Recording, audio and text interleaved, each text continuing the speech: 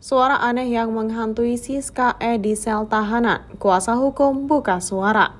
Selebgram Francisca Chandra Novitasari alias Siska E kini masih ditahan polisi imbas kasus produksi film dewasa yang dibintanginya. Ia ditahan sejak Kamis 25 Januari 2024 usai dijemput paksa penyidik karena berkali-kali mangkir panggilan.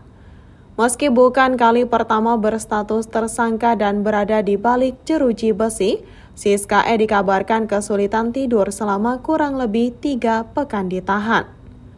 Melansir tribunnews.com, kondisi Siska E itu diungkap oleh kuasa hukumnya Tovan Agung Ginting.